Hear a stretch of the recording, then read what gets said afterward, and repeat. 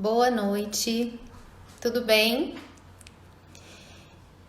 Coloquei aí o título porque tem muita gente que às vezes chega um pouquinho atrasado e não sabe a respeito do que a gente está falando, né? Então, a nossa live hoje vai ser sobre as complicações decorrentes do uso de esteroides anabolizantes. Vamos falar um pouquinho, né, sobre as complicações estéticas e as complicações que vão além da estética também, tá? Vamos lá, esperar chegar mais um pouquinho de gente.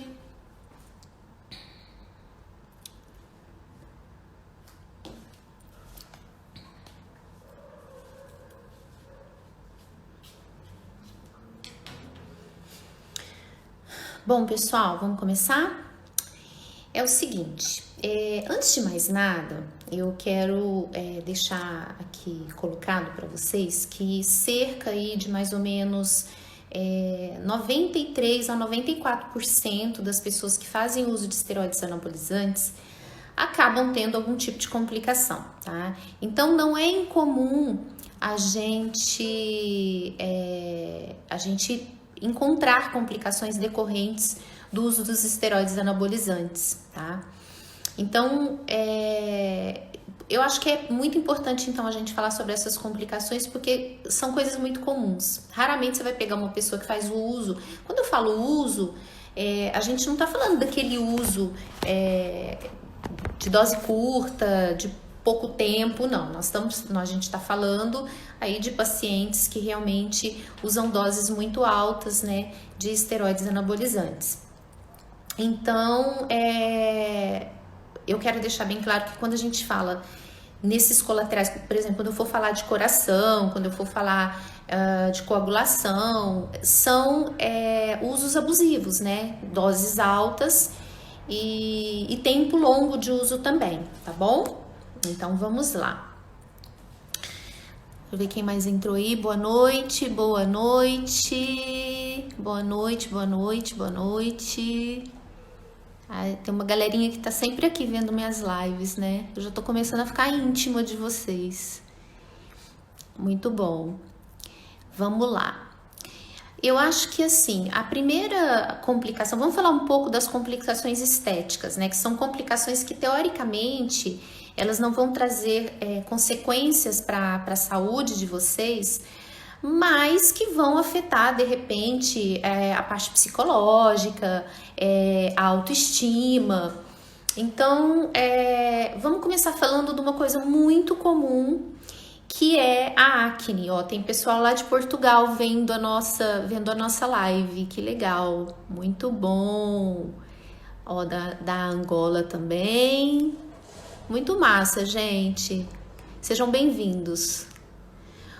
Olha só, vamos falar um pouquinho sobre acne, né? A acne, ela é uma das complicações mais comuns no uso de esteroides anabolizantes, né? É difícil você pegar uma pessoa, né, que vai usar doses altas de anabolizante que não vai ter algum tipo de complicação relacionada à pele, à acne, tá? Especialmente se essa pessoa ela já tiver uma predisposição. Então, se você pegar uma pessoa que ela tem já uma predisposição a ter acne, você olha aquela mulher que tem marquinha, né? Ela já brigou aí no passado com acne na adolescência, é muito provável que ela vá ter problemas com acne com o uso de esteroides anabolizantes, tá? Com o uso de esteroides em dose muito baixa, então ontem a gente fez até uma live, eu fiz uma live com o Dr. José Vitor, né, falando sobre acne, não sei se vocês viram, foi uma live muito bacana. A gente estava mostrando que a predisposição genética, ela é um fator muito determinante no aparecimento da acne. E a gente vê muito isso nos usuários de anabolizantes. Então, tem pessoas que elas já têm predisposição normal, né? E tem pessoas que fazem uso de anabolizantes e que não têm quase problema nenhum com acne, tá? É muito comum porque a nossa pele ela é riquíssima em receptores androgênicos. Gente, os receptores androgênicos, que é onde a testosterona se liga para exercer os seus efeitos, eles são comuns eles são espalhados por todo o corpo, no cérebro, na pele, no folículo capilar. A gente tem muito receptor androgênico no corpo inteiro.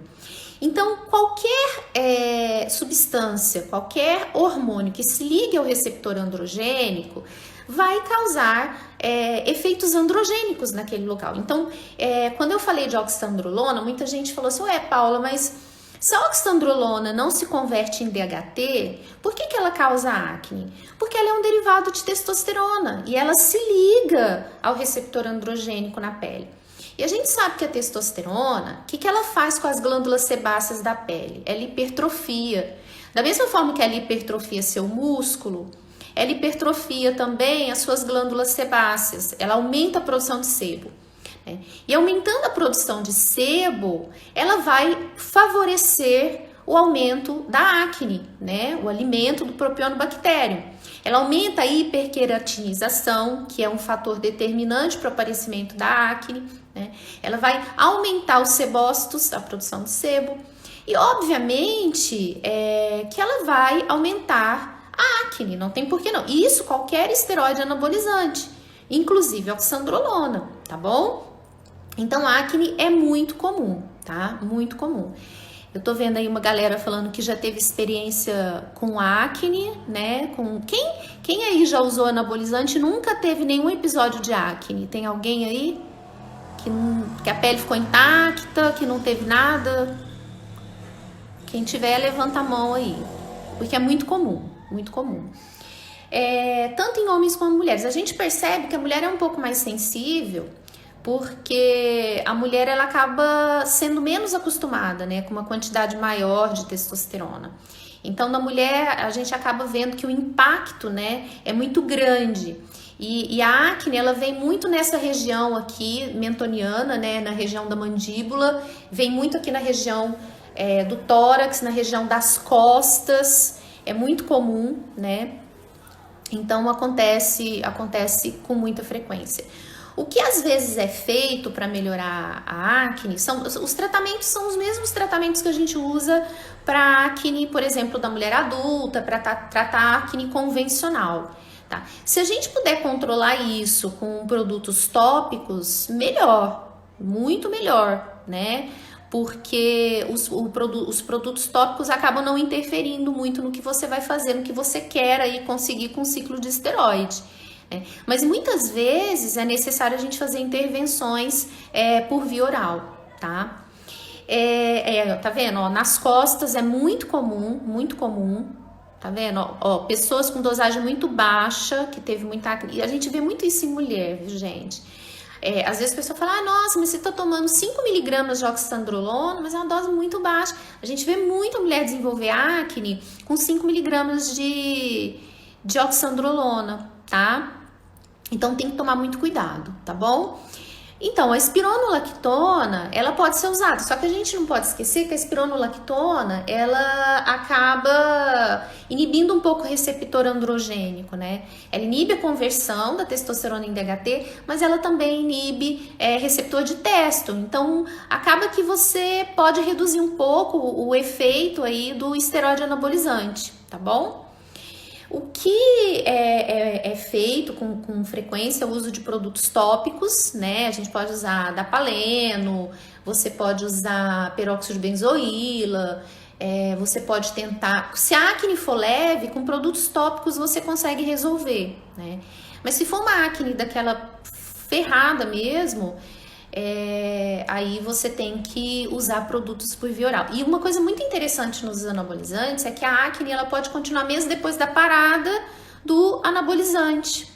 Por quê que ela pode? Porque aquela hipertrofia da glândula sebácea, ela vai demorar um pouquinho, né, para ela regredir. Então, a hipertrofia da glândula sebácea, que é a testosterona, que o esteroide anabolizante causa, ela não vai passar assim que você parar o anabolizante. Então, é muito comum pessoas que fazem uso de anabolizante e aí param e aí a coisa continua, né? Continua por conta dessa hipertrofia de glândulas sebáceas.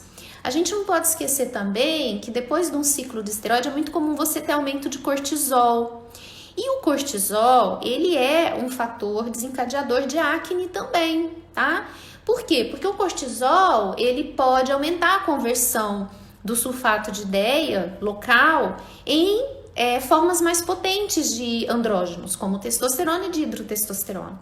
Então, a gente tem vários fatores aí colaborando para a perpetuação da acne depois do ciclo menstrual. Depois do ciclo de esteroide, tá? Tava falando de ciclo menstrual, a irregularidade menstrual na mulher pode acontecer junto com o aparecimento da acne, simulando, às vezes, um quadro de síndrome de ovário policístico. Então, a mulher que faz uso de esteroides anabolizantes e que, de repente, procura a gente, ela tem um quadro muito parecido com SOP, né? E, às vezes, a gente acaba até entrando, né, com metformina, a gente acaba entrando com espironolactona, né, pra gente tentar evitar ao máximo a introdução de contraceptivos para essa mulher, tá? Então, já que você tocou no assunto, né, vamos falar um pouco sobre o aumento do clitóris, tá? É muito comum, gente, o aumento do clitóris, principalmente com anabolizantes mais androgênicos, tá? Então, por exemplo, a gente pega aí uma mulher que faz uso de anabol, que é uma coisa absurda, né? De anabol não é um anabolizante para mulher, mas tem mulher que acaba usando, trembolona, a própria testosterona, né? Mulheres que fazem uso de Durateston, Deposteron, e que tem clitoromegalia, e que é muito comum acontecer clitoromegalia por conta dos receptores androgênicos também. A única maneira de diminuir isso aí é parando o anabolizante, tá? Algumas mulheres que usam esse tipo de esteroide durante um período muito longo,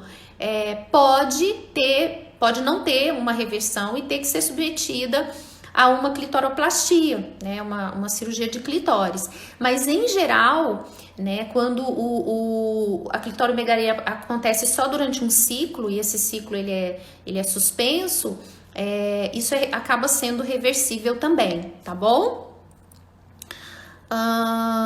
Vamos lá. Então é isso, né? Se o clitóris crescer, tem algo que faça diminuir. Parar o anabolizante, a única maneira, infelizmente. Primobolan é mais leve? Depende, gente, depende muito da dose. Anabolizante é sempre dose e tempo dependente, tá? Mas o Primobolan, ele não é tão androgênico assim, tá? Então é um anabolizante que ele é usado por mulheres com uma relativa aí segurança, tá? Bom, a gente falou de acne, a gente já falou de aumento de clitóris, né? Eu vou só enumerar para vocês, de acordo com algumas pesquisas aí, quais que são os esteroides anabolizantes que menos predispõem à acne, né? Em doses habituais. Então, a oxandrolona, tá? A metenolona, que é o Primobolan, e a nandrolona, tá? É lógico que tudo isso depende da dose e do tempo de uso, tá? Tudo isso depende da dose e do tempo de uso, tá? Bom, a gente então falou de acne, vamos falar um pouquinho, e foi uma pergunta aí que foi feita sobre mudança de voz na mulher, tá? Bom, a gente sabe que a nossa laringe, ela é riquíssima em receptores androgênicos, né? E os músculos também, que são responsáveis pela articulação da voz, também são ricos em receptores androgênicos, tá? Só que na mulher, o que acontece? Esses músculos, normalmente, eles acabam não sofrendo uma ação tão importante da testosterona. A gente tem os receptores androgênicos, mas quando a gente tem pouca testosterona, esses receptores não são tão ocupados, tá? Então, acontece que a nossa voz acaba tendo uma influência menor da testosterona por conta da baixa concentração plasmática de testosterona que a gente tem. Só que, quando a mulher faz uso de anabolizantes, que ela tá usando uma dose muito maior de testosterona do que ela tá habituada, principalmente anabolizantes muito androgênicos, que se ligam muito fortemente ao receptor androgênico, o que vai acontecer? Esses músculos, né, que são responsáveis pela articulação da voz, vão ser ocupados por testosterona. E aí a gente vai ter o comportamento desses músculos muito parecido com o comportamento dos músculos que articulam a voz masculina. E aí a gente vai ter aí uma mulher com uma voz mais grossa, né, mais profunda, tá? O grande problema disso, gente, é que um dos efeitos colaterais na mulher mais difíceis de serem revertidos com a parada dos esteroides anabolizantes é o problema da voz, tá? Algumas mulheres, elas conseguem reverter, né, fazendo o tratamento, né, fazendo controle de voz com fonoaudióloga, mas se a mulher persiste com o anabolizante, né, e ela faz uso muito crônico do anabolizante, acaba acontecendo aí essa mudança da voz irreversível, tá? Então, uma outra complicação que eu queria deixar aqui para vocês é essa questão aí da mudança de voz. Tem uma pessoa perguntando sobre bloqueio de eixo, tá? E eu não sei, quando você fala bloqueio de eixo, eu creio que você esteja falando do bloqueio de eixo hipotálamo, hipófise, gonadal do homem, né? Que é mais comum, tá? Esse bloqueio de eixo, ele é reversível, sim, na maioria das vezes, né? A gente sabe. A magnitude dessa reversão, o quanto esse eixo vai ser revertido, vai depender muito do tempo de uso e da dose utilizada, normalmente mais do tempo do uso crônico, tá? Mas os trabalhos mostram que na maioria das vezes ele é reversível, tá? Eu peguei já no consultório alguns pacientes que não tiveram uma reversão total do eixo, né? Que acabaram tendo que cair na terapia de reposição de testosterona, mas sinceramente não são muitos, tá? Quando a gente faz uma terapia pós-ciclo, a gente faz lá o HCG, a gente faz toda aquela TPC bonitinha, né? Eles acabam voltando aí, acabam revertendo aí o seu eixo, tá? E então, aproveitando, uma das outras complicações, né, dos anabolizantes é o bloqueio, né, do eixo hipotálamo hipofisário gonadal. A gente tem um bloqueio aí das gonadotrofinas, né, redução de LH, FSH, e com redução da produção de testosterona durante um período aí que a gente chama de creche hormonal, queda hormonal. Durante esse período, o homem ele acaba tendo aí alguns efeitos de abstinência da testosterona, né? Pode ter um pouco de depressão, ele pode ficar menos animado para treinar, né? A libido fica baixa. E a terapia pós-ciclo, ela acaba meio que ajudando a gente a reverter esse quadro para que o homem não fique tanto tempo em creche hormonal, tá? A gente fez uma live só sobre terapia pós-ciclo, tá no YouTube, se vocês quiserem ver, tem bastante coisa legal lá, tá bom? 15 miligramas de óxido por dia alto.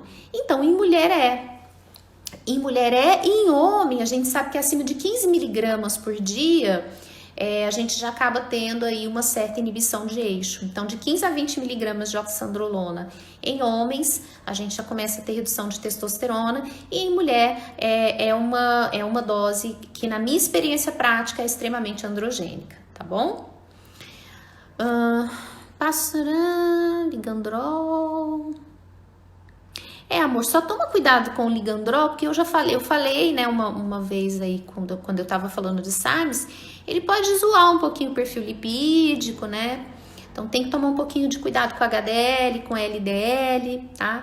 E aproveitando o gancho aí que ela falou de ligandrol, vamos falar um pouquinho das alterações dos anabolizantes no perfil lipídico, né? A gente sabe que a maioria dos anabolizantes, dos esteroides anabolizantes, eles podem aumentar o colesterol ruim e principalmente reduzir o HDL, que é o colesterol bom, né? Ele acaba diminuindo, né? Ou melhor, ele acaba aumentando a lipase hepática, que é responsável pela degradação do HDL, e aí a gente acaba tendo uma redução desse colesterol bom do HDL, tá? As evidências são fracas em mostrar uma associação entre HDL baixo e doença cardiovascular. Então, assim, Não necessariamente uma pessoa que tem HDL baixo, ela vai ter doença cardiovascular. Mas é um fator que pode, juntamente a outros problemas, então, por exemplo, você pegar um paciente que usa anabolizante durante um tempo muito longo e tem lá hipertensão por conta do uso de anabolizantes e que tem já alterações de hipertrofia do ventrículo esquerdo, juntando com HDL baixo, né, a gente pode acabar tendo problemas aí por conta disso, tá? Deixa eu ver mais uma perguntinha. Falar um pouco de boldenona. Eu vou fazer um post só sobre cada anabolizante separadamente. Eu vou fazer uma live depois falando só sobre boldenona, só sobre nandrolona. Então, vamos tentar focar aqui nas complicações, tá? Ó, ele tá falando de anabolizante. Nós vamos fazer lives individuais sobre cada um para vocês, tá? Alopécia. Então, já que a Thaís tá falando de alopécia, vamos já falar de uma outra complicação dos esteroides anabolizantes, que é a alopécia, que é a queda de cabelo, tá? Essa complicação também está muito vinculada à predisposição genética, tá? Então, normalmente aqueles homens e mulheres que eles já têm uma tendência à alopecia androgenética, né, e é muito comum, e eu falei isso numa outra live sobre alopecia, eles vão ter sim alterações decorrentes do uso de anabolizantes. Por quê? Porque a testosterona, da mesma forma como ela hipertrofia as glândulas sebáceas, ela miniaturiza o folículo capilar. Então, o que ela faz? Ela pega aquele folículo capilar e torna aquele folículo em miniatura. Então, o que acontece? O folículo piloso, ele acaba ficando fininho, o pelinho que está saindo vai fininho. Então, você tem pelos, né, cabelos que não conseguem crescer de maneira adequada. Ele acaba prejudicando a fase mais importante do crescimento, que é a fase anágena. Então, o que acontece? Qualquer esteroide anabolizante que vai se ligar a receptor androgênico, e o nosso couro cabeludo ele é cheio de receptor androgênico, tem uma predisposição a ter alopecia. A reversibilidade da alopecia vai depender muito, tá? O que a gente percebe? Quando a pessoa ela já tem uma predisposição a ter alopecia androgenética, o esteroide anabolizante ele vai dar continuidade ao processo, ele vai acelerar o processo de alopecia androgenética. E aí vai ser muito difícil a gente reverter a situação, a não ser que o homem acabe usando aí o inibidor de 5-alfa-redutase, né, uma finasterida, uma dutasterida, né, e aí a gente sabe que isso acaba brecando, porque a finasterida, os trabalhos mostram que ela não vai fazer você ganhar muito cabelo, mas ela vai impedir a queda, ela vai brecar o processo de queda de cabelo. Se você parar de usar a finasterida, em 6 meses você volta a ter queda novamente, tá? Mas é uma opção, só que a gente sabe ali que a finasterida pode, em alguns homens, levar a alguns efeitos desagradáveis no que diz respeito à função sexual, tá?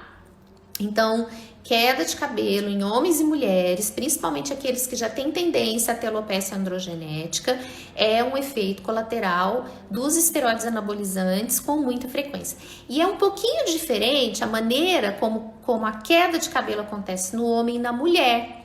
No homem, normalmente, é aquela queda de cabelo bitemporal, com entradas, né?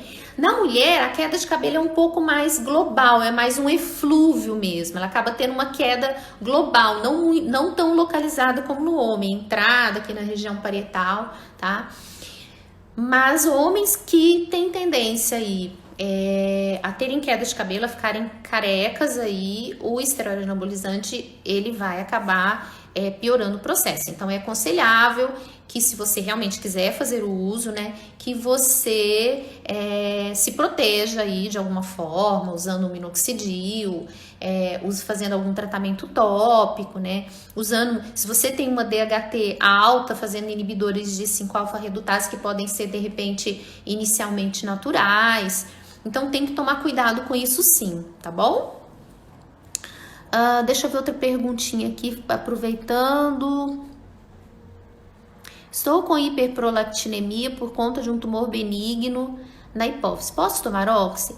Olha, eu não aconselho, tá? Eu sempre costumo dizer para os meus pacientes que a gente nunca trata, a gente precisa focar no que é mais importante para a gente naquele momento.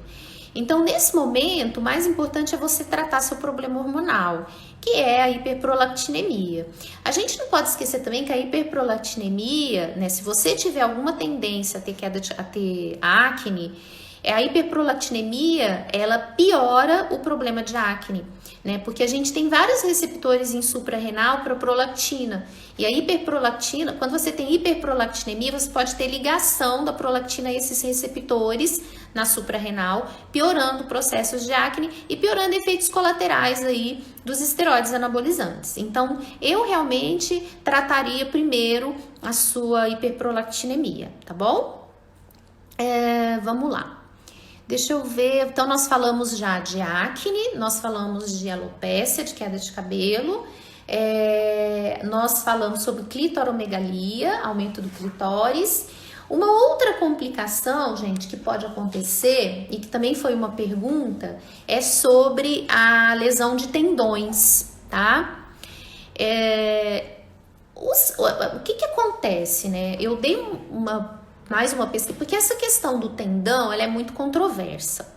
Então, algumas pessoas, alguns trabalhos mostraram que a testosterona, ela tem uma ação tóxica, né, local no tendão. Alguns outros trabalhos mostram que a redução do estradiol pode piorar o tendão. Alguns trabalhos mostram que o estradiol, ele piora as lesões. Mas o mais concreto, que a gente viu de mais certo, né, é que o que acontece é realmente um aumento desproporcional da força do músculo, né? E que o tendão ele não consegue acompanhar todo esse aumento de força, toda essa sobrecarga, e as lesões são muito comuns. E uma coisa muito interessante é que as lesões causadas pelo excesso de esteroides anabolizantes, ela é extremamente mais comum, quase que 90%, 100% das lesões são de membros superiores.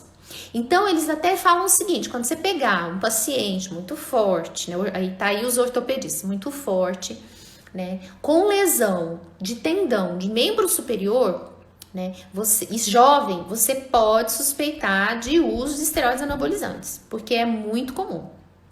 Tá? Então, uma outra complicação seria essa aí das lesões de tendões. A metenolona viriliza menos que a oxi? Quais as diferenças? Então, na verdade, tanto a oxandrolona como a metenolona, elas não são muito androgênicas, tá?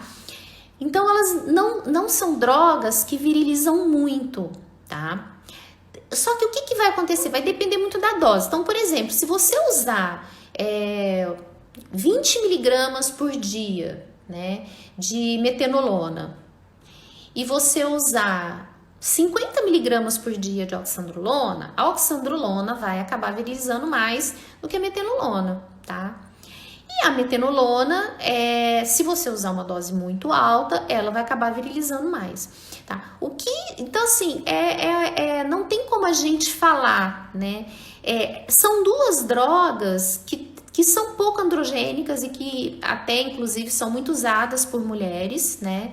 Eu, sinceramente, eu gosto muito da metenolona, eu uso ela via oral em doses bem baixinhas, quando eu não quero ter quando a pessoa tem um perfil lipídico ruim, porque a gente sabe que como ela é um metilado, ela tem um impacto muito menor no perfil lipídico do que a própria oxandrolona, que já tem um impacto não muito alto, tá? Então, assim, são drogas que elas são muito parecidas no que diz respeito à segurança, tá? Dependendo da dose, tá bom? Deixa eu ver aqui. Então vamos pegar outro gancho aqui, ó. Marcelo tá perguntando se a pessoa infartou, ela poderá ainda fazer uso de algum anabolizante em doses pequenas ou nunca mais poderá usar? Vamos lá, vamos aproveitar esse gancho e vamos falar um pouquinho sobre os efeitos dos esteroides no sistema cardiovascular, tá? Então, assim, e na parte de coagulação, o que é hoje em dia mostrado? O que se mostrou? Que os esteroides anabolizantes, eles têm ações de via dupla quando a gente fala em coagulação sanguínea. Então, por exemplo, numa dose X, uma dose que pouco acima do fisiológico ou fisiológica, né, uma dose baixa, a maioria dos esteroides anabolizantes, eles favorecem a anticoagulação. Então, eles inibem fatores pró-coagulantes. Então, eles são anticoagulantes, tá? Então, eles, inclusive, seriam interessantes em situações onde você tem um aumento de coagulação, né? Trombose, né? Eles poderiam ser usados por esse tipo de paciente, tá? Em doses mais altas, doses suprafisiológicas, os esteroides anabolizantes, eles já teriam uma ação coagulante, que favorece o aumento aí de substâncias pró-coagulantes. Então, aí já aumentaria o risco, né, de trombose, de embolia pulmonar. Então, os anabolizantes, eles têm esse efeito duplo. Não se sabe ainda qual é o limite para isso. Então, assim, a partir de qual dose, por exemplo, determinado anabolizante, ele vai começar a ter um efeito pró-coagulante, tá? Mas existe essa diferença, tá? Então, assim, pacientes que usam doses, por exemplo, muito baixinhas de anabolizantes, de oxandrolona, a gente percebe que eles não têm nenhum problema com o aumento de coagulação, tá? E que teoricamente, inclusive, poderiam ser usados com segurança por pacientes que têm problemas ou tiveram problemas aí de coagulação, de trombose, tá bom? Isso é o que a gente vê aí em trabalhos, em evidências, tá? Então, a gente falou de coagulação. Se a pessoa infartou, ela pode fazer... Então, teoricamente, se ela infartou, né? E ela poderia usar uma dose baixa de anabolizante, mas é o que eu falei, a gente não sabe qual é esse corte, qual é esse limite, tá? Então ainda não se sabe, eu acho que teria que ser feito um estudo mostrando de cada droga qual é a dose, né, limite, onde ela vai deixar de ser anticoagulante e ser pró-coagulante. É um trabalho legal para a gente pensar de repente aí em fazer, né? Que seria interessante aí, que, né, não tem muito como a gente fazer trabalho sobre anabolizantes, mas seria muito interessante se a gente pudesse achar esse limite, né? Seria bem legal. Vamos lá. Pelos no rosto de mulher, Patrícia, normalmente entra naquele efeito colateral de hirsutismo, né? É a mesma coisa, né? Receptores na pele da mulher, né? Receptores em região de pelos, que estimularia aí o aumento de pelos em áreas que não são áreas normalmente onde a mulher tem pelos, né? A gente chama isso de hirsutismo. Também por conta da ligação de hormônios androgênicos, né, em regiões do corpo, onde a mulher normalmente não está acostumada com a ligação desses hormônios androgênicos, tá?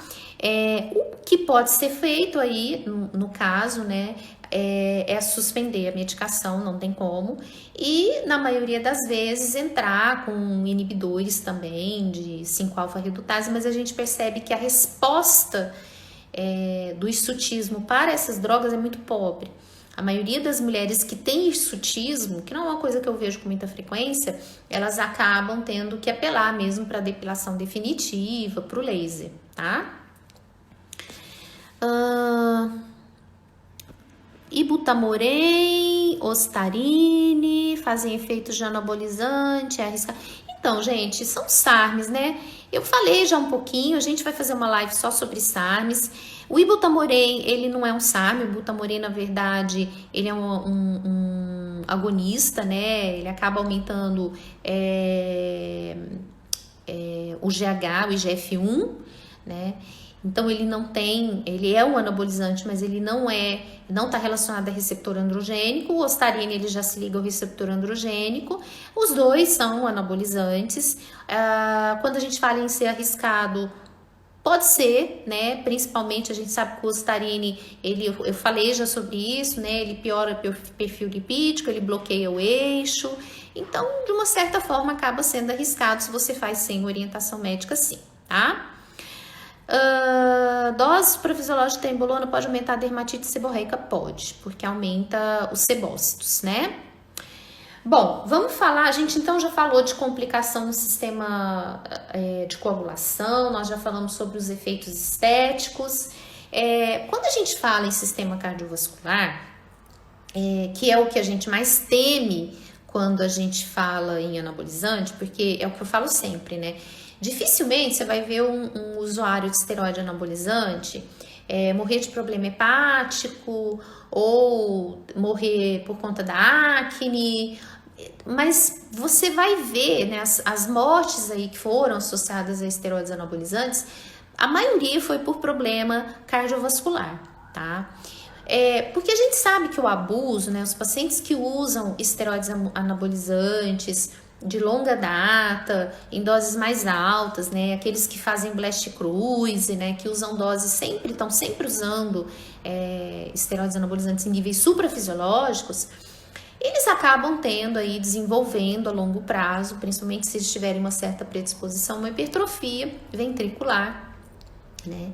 Que pode ser uma hipertrofia em diferentes níveis, né? E a gente sabe que a hipertrofia de ventrículo, ela pode, a longo prazo, caminhar para uma insuficiência cardíaca, né? Porque o coração, ele acaba não tendo aí uma fase diastólica eficaz, né? Acaba ficando aí um comprometimento cardíaco. Isso pode levar a arritmias cardíacas, principalmente taquicardia ventricular, fibrilação atrial com emissão aí de trombos para diferentes locais do corpo, AVC, né? Então, o principal problema dos anabolizantes, e é o que realmente pode ser fatal, são os problemas cardiovasculares, tá? E aí é o que eu falei, se a gente junta essa hipertrofia, né, com aumento da pressão, que a gente sabe que, por exemplo, usuários que fazem uso de esteroides muito aromatizáveis, né, que tem uma retenção de líquido maior, eles podem desenvolver hipertensão arterial. É muito comum, a gente vê muito isso com determinados tipos de anabolizante, né, com testosterona, com nandrolona. Então, eles podem ter hipertensão, e se eles tiverem uma superposição, né, de hipertensão, hipertrofia de ventrículo, diminuição de HDL, ele tá aí montando todo um quadro favorável para ele ter um problema cardiovascular, tá? Então, o principal problema aí é a questão do problema cardíaco. Então, o usuário, né, que quer fazer o uso de esteroide anabolizante contínuo, ele tem que estar sempre monitorando, fazendo ecocardiograma, né, vendo como que tá a função cardíaca, tendo uma alimentação extremamente rigorosa, fazendo atividade aeróbica. Então, são cuidados aí muito importantes, porque é um problema sério essa questão cardiovascular, tá? É uma questão problemática, tá bom? Bom, TPC, gente, eu fiz uma live sobre TPC que tá no YouTube salva, tá? Meu YouTube meu YouTube é Doutora Paula Leal.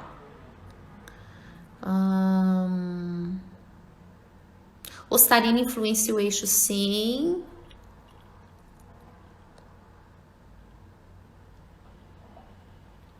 Vamos lá.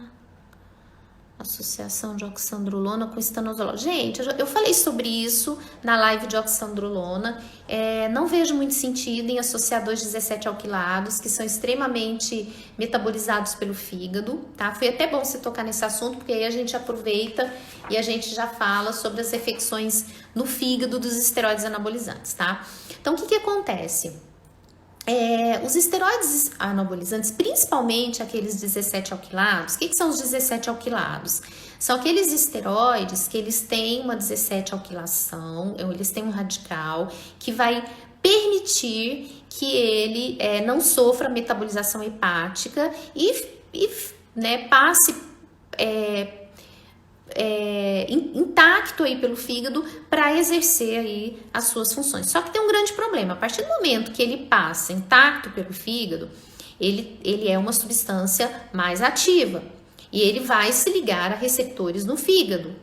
E se ligando a receptores no fígado ativo, ele vai causar mais hepatotoxicidade, tá? Porque quando o fígado, você dá uma medicação que o fígado inativa, essa substância fica mais fraca. Então, ela acaba sendo menos hepatotóxica também, tá? Então, o que que acontece? Quais são as drogas mais hepatotóxicas? Então, a gente tem aí de anabol, a metiltestosterona, que é a testosterona via oral, o estanozolol, a oximetolona, tá? Que são todos aí, são 17 alquilados, tá? O alotestin, que ele é menos usado. A oxandrolona, ela vem lá em último lugar, porque a oxandrolona, mesmo ela sendo um 17 alquilado, ela é dos menos hepatotóxicos, tá? Então, quando você usa dois 17 alquilados, vamos supor, você usa oxandrolona e você usa estanozolol, você está usando duas medicações, né, dois anabolizantes, que são 17 alquilados e que vão passar intactos pelo fígado, são duas substâncias que estão ali potentes, e você vai acabar aumentando a probabilidade de lesar, né, de fazer uma lesão hepática, tá? Os trabalhos que a gente vê de alteração hepática são mais comuns com estanozolol, né, e com oximetolona, tá? Com dianabol. O que acontece? Essas medicações, eu acho que assim, a gente acaba vendo mais porque elas são mais utilizadas também, tá? Então, assim, o mais comum quando a gente fala em lesão hepática é a colestase. Então, assim, você tem inicialmente aumento de TGO, TGP e com uma gama GT aí normal. Quando a gente está nessa fase, a gente fica com uma certa dificuldade de entender se aquele aumento de TGO e TGP são decorrentes de alteração de anabolizantes ou se são devido já a alterações relacionadas apenas ao exercício. Quando você tem uma gama GT aumentada, a gama GT está muito relacionada à colestase, tá? Então, quando você tem uma gama GT aumentada, você já tem que ficar um pouquinho pé atrás, porque você corre o risco aí de ter o desenvolvimento da colestase, né, que é a retenção da bile no fígado, né, causando aí uma inflamação hepática, que é a causa mais comum de hepatotoxicidade, e é o que realmente pode levar o paciente aí a ter quadros de icterícia, ficar amarelo, parar no hospital, falar que tá usando anabolizante, tá? Existem alguns poucos relatos, né, de carcinoma hepático, né, de câncer hepático, mas aí é paciente que abusa muito de medicamento 17 alquilado por via oral e durante um tempo muito longo. E a gente tem também casos extremos, a peliose hepática, que são a formação de cistos cheios de sangue aí no fígado, mas são casos mais raros também, tá? Então, aproveitando aí o que o Nivaldo falou, a gente já aproveitou e falou das complicações hepáticas, tá bom? Bom, quando a gente fala em rim, gente, é muito raro a gente ver alteração renal pelo uso de anabolizantes. Inclusive, a gente usa os esteroides anabolizantes, a gente usa testosterona, boldenona para aumentar a produção de células vermelhas em pacientes renais crônicos, né? Que a gente sabe que o paciente renal crônico, por ele ter uma deficiência na produção de eritropoetina, ele vai acabar desenvolvendo uma anemia que tem que ser muitas vezes tratada com a eritropoetina e que pode ser aí usada nesse caso a testosterona para estimular aí a medula a produzir mais células vermelhas. A gente vê muito isso, então assim, é muito raro você falar em nefrotoxicidade por uso de anabolizantes, tá? A nefrotoxicidade, ela pode acontecer muitas vezes associada a uma hepatotoxicidade. Então, às vezes, quando você tem uma colestase, né, a própria toxicidade hepática, né, ela pode levar a uma toxicidade, a uma necrose tubular aguda do rim, mas isso é muito raro de acontecer. Então, para os rins, normalmente, o esteroide anabolizante não é tão deletério assim, tá? Vamos ver se tem mais alguma coisa aqui.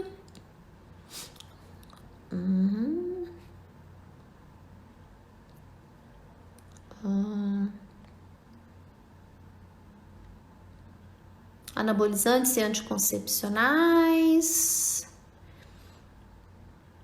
Se for para, eu acho assim, usar anticoncepcional junto com anabolizante, né, dependendo do anticoncepcional, você vai acabar reduzindo um pouquinho a biodisponibilidade, você acaba, eu acho que é um pouco antagônico, né? Agora, muitas mulheres acabam, né, tendo tantos quadros de androgenicidade e irregularidade menstrual que elas acabam tendo que usar o anticoncepcional, mas não é a primeira escolha, tá? Não é a primeira escolha.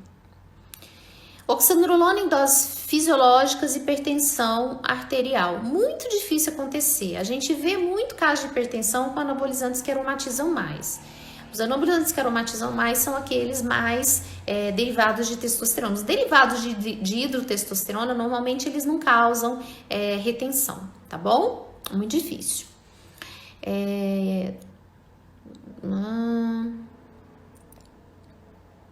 Vamos lá. Deposteron em dose bem baixa. Olha, a Deposteron, eu acho ela muito difícil de manejar em mulher, mas muito difícil. O uso da Deposteron, ele é mais aceitável e ele tem menos efeitos colaterais naquelas mulheres na menopausa, tá? Menopausadas. Mas mesmo assim, a gente tem que tomar muito cuidado, porque eu já peguei mulheres usando, tipo assim, uma Deposteron por mês, com quadro de alopécia, com mudança de voz. A mulher, ela tem uma sensibilidade muito maior aos anabolizantes do que o homem. Então, a gente tem que tomar muito, mas muito cuidado, tá? Bom, vamos lá. Bom, a gente falou então dos efeitos nos rins, dos efeitos no coração, no sistema reprodutor. Deixa eu ver o que eu queria falar aqui da coagulação, nós já falamos. Nós falamos sobre sistema cardiovascular. Agora teve uma pergunta sobre quais são os esteroides que causam mais irritabilidade, tá? Assim, gente, todos os esteroides, né, como são derivados de testosterona, eles podem causar irritabilidade porque os anabolizantes eles ultrapassam a barreira hematocefálica, né, e se ligam a receptores no cérebro, tá? Alguns causam mais irritabilidade do que os outros porque eles mexem com outras vias dopaminérgicas, né, como por exemplo a trembolona, que a gente sabe que tem fama de deixar o cara muito agressivo, né? Mas, de modo geral, o abuso dos anabolizantes, ele pode levar a algumas alterações aí, psiquiátricas, neurológicas, tá?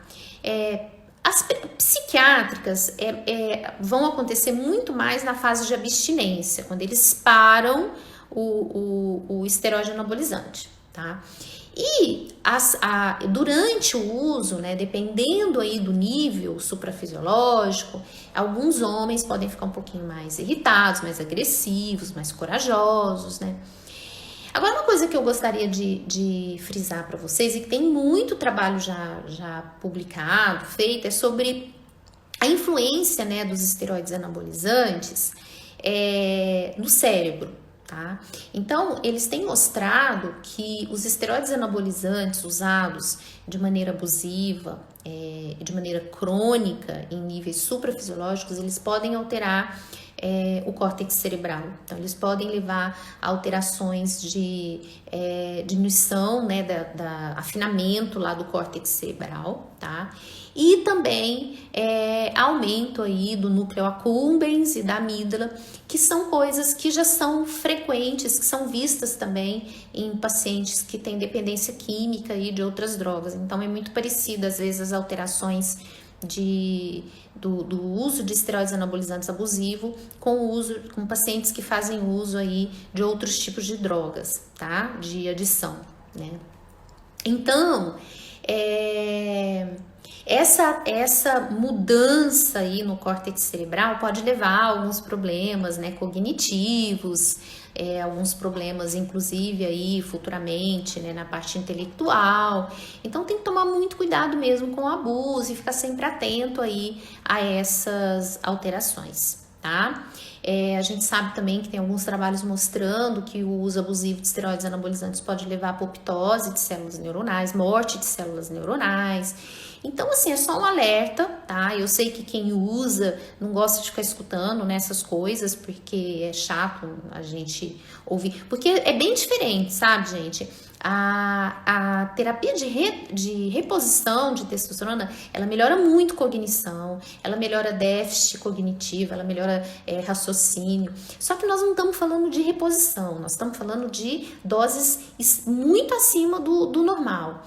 E aí, isso aí é que vai causar alterações aí de córtex, inclusive tem algumas associações à deposição de substância amiloide, levando aí a mal de Alzheimer, né? Então tem muita coisa aí falada relacionando aí o uso abusivo de esteroides anabolizantes com doenças neurológicas e a gente tem que alertar, a gente tem que tomar um certo cuidado com isso também, tá bom? Vamos lá, nós vamos deixar agora esses 10 minutinhos para pergunta, porque eu acho que a gente acabou abordando a maioria dos efeitos colaterais. Vamos ver, tenho medo da finasterida. Não precisa ter tanto medo, mas a gente sabe que a finasterida, ela pode causar algumas alterações desagradáveis no homem, né? Só que aquela mesma história, né? De repente, você também ficar careca, vai ser muito pior, né? Você vai ficar muito mais depressivo se você ficar careca, né? Do que, de repente, se você tentar usar a finasterida, tá? Então, a gente tem que ponderar tudo, né? Tudo é risco-benefício, né?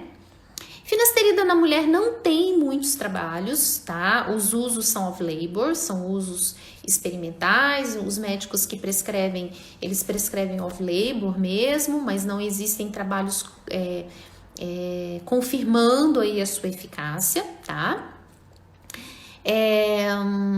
Estou a ficar careca, mas não uso finasterida. Bom, aí é o que eu falei, né? É uma opção sua.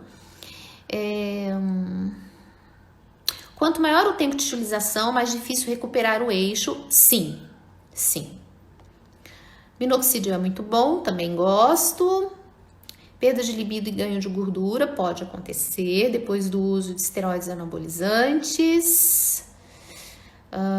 Fala pra gente que é mais nocivo. Um ciclo longo com baixa dosagem ou um ciclo curto com altas dosagens?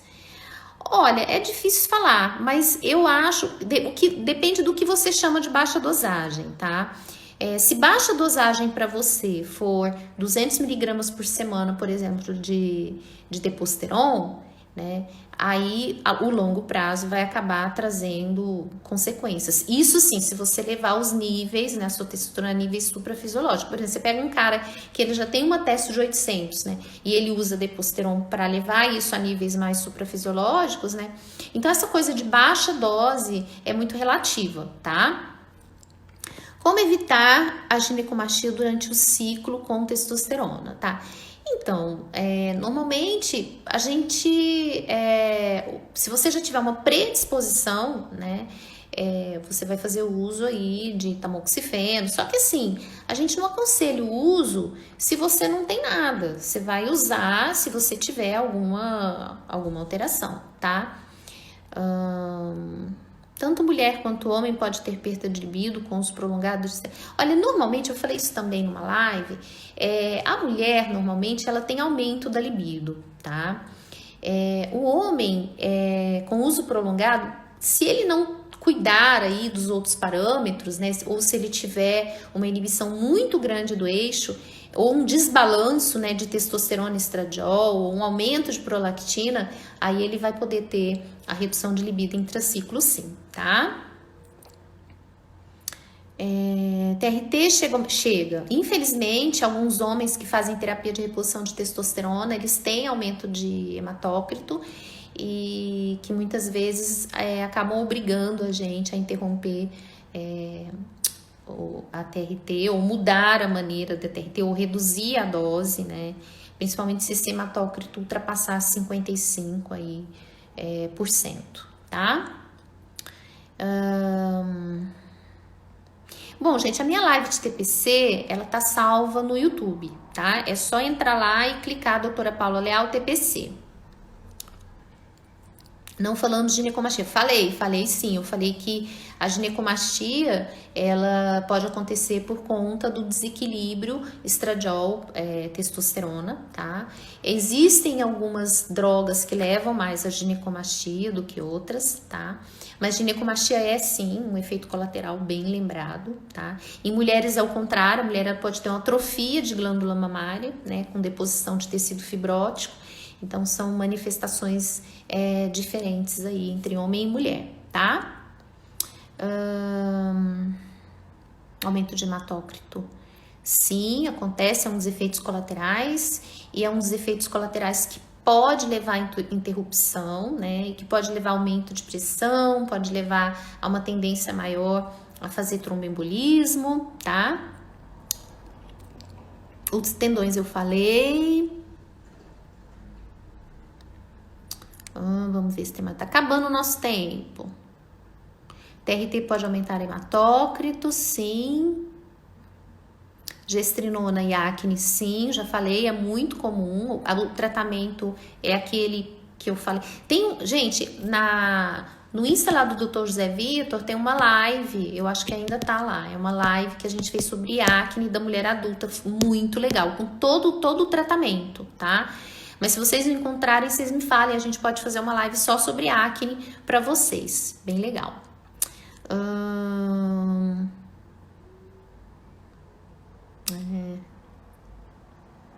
HDL alterado, porém LDL hematócrito normal. Risco grave em TRT? Não é grave. Depende da perpetuação disso aí, né? Se você deixar esse HDL ficar perpetuadamente baixo, aí pode ser um problema.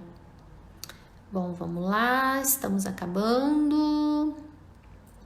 Fiz tratamento com Accutane para acne, seborreia. Se eu fizer TRT, como evitar o retorno da... Então, gente, é complicado, sabe? Não dá para você... Mas pode acontecer, né, de você ter que fazer uso novamente do Accutane em doses baixas, né? Vamos lá. Bom, a gente vai falar... Eu acho que assim, de uma maneira geral, a gente conseguiu falar, né, sobre tudo. Vamos encerrar, tá? Gostei muito aí da participação de vocês, foi muito bom. Essa live vai ficar salva, tá, no YouTube. E eu quero ver se a gente faz uma live sobre acne, porque a nossa live ontem sobre acne foi muito legal, mas não tinha muita gente que me segue lá, né, no Insta do doutor. Mas eu quero fazer, porque a gente tem bastante coisa legal para agregar. Quero agradecer vocês, né, por estarem aqui até agora, quase 8 horas da noite, tá? Essas pessoas que estão sempre aí prestigiando minha live, muito obrigada, muito legal ter vocês aqui sempre comigo, tá? E vamos encerrar aí agradecendo, né? E logo a gente vai lançar outros temas para vocês. Conforme for, essa semana a gente consegue fazer mais uma livezinha. Eu queria muito fazer essa live sobre acne para vocês, que eu acho que é muito interessante, tá? E a gente pode fazer também uma live só sobre perguntas e respostas, né? De maneira geral aí, que eu acho que vai ser muito legal também, tá bom? Vamos encerrar então. Um bom descanso para vocês, né? Espero que vocês tenham aproveitado aí essa horinha que a gente ficou junto. E até a próxima. Uma boa semana para todo mundo. Um beijo.